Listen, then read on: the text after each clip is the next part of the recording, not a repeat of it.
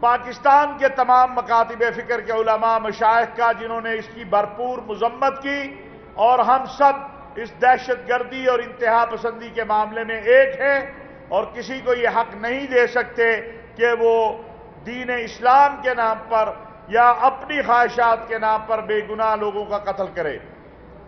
اسی طرح آپ نے دیکھا کل ایپیکس کمیٹی کا اجلاس ہوا، اس میں بعض فیصلے کیے گئے ہیں۔ اقلیتوں کے حوالے سے ہم نے یہ طے کیا کہ ہم پاکستان میں رہنے والے غیر مسلموں کو اقلیت نہیں کہیں گے۔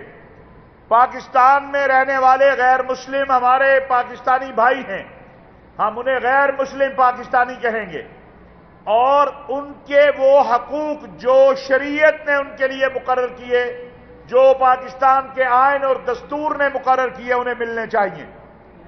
اقلیتوں کی وہ عبادت گاہیں جو آئین، قانون اور دستور کے مطابق ہے، ان کو مکمل تحفظ ملنا چاہیے۔ یہاں پر ایک اشکال پیدا ہوتا ہے، اور میں چاہتا ہوں کہ وہ بھی دور ہو، کہ اگر کوئی، ہم مسلمان بھی جب مسجد کے لیے جاتے ہیں تو ہمارے پتہ نہیں 6 مہینے، سال این او سی کے لیے ہمیں کتنے کاغذ پر کرنے پڑتے ہیں، نقشہ دینا پڑتا ہے۔ ایک اقلیت کے حوالے سے پاکستان کے خلاف بے بنیاد پراپیگنڈا کیا جا رہا ہے۔ میں آج وزارت داخلہ سے بھی مطالبہ کرتا ہوں اور حکومت سے بھی کہنا چاہتا ہوں کہ اس اقلیت کے ساتھ مل کر آئین، قانون اور دستور کے مطابق اس کی عبادت گاہ کا ڈیزائن طے کر لیا جائے تاکہ یہ سلسلہ ختم ہو۔ پاکستان کا آئین، قانون اور دستور یہ کہتا ہے کہ اسلامی شعائر وہ اقلیت استعمال نہیں کر سکتی۔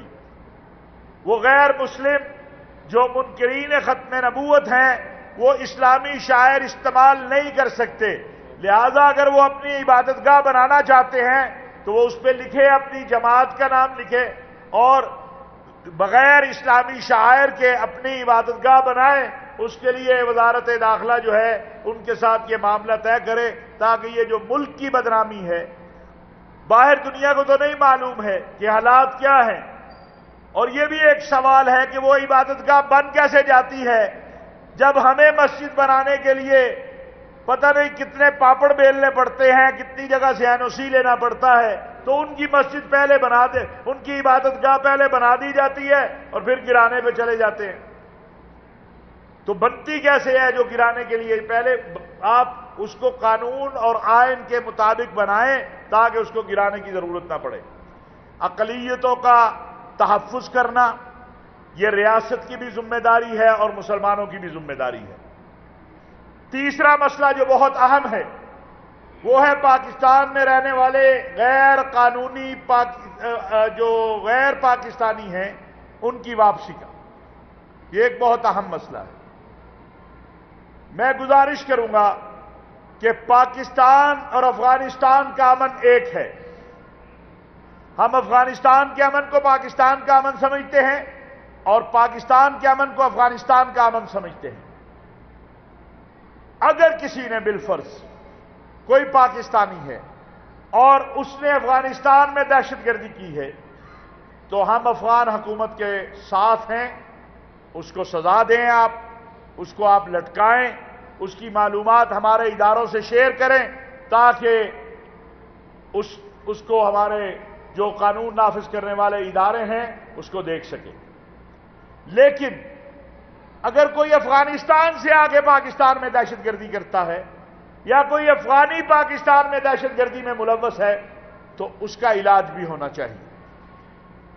محبت کا اظہار محبت سے ہونا چاہیے، نفرت سے نہیں ہونا چاہیے۔ ہمارے سپہ سالار نے کہا تھا، جنرل حافظ سید آصف منیر صاحب نے، کہ افغان حکومت اور پاکستان کی حکومت کو معاملات طے کرنے چاہیے۔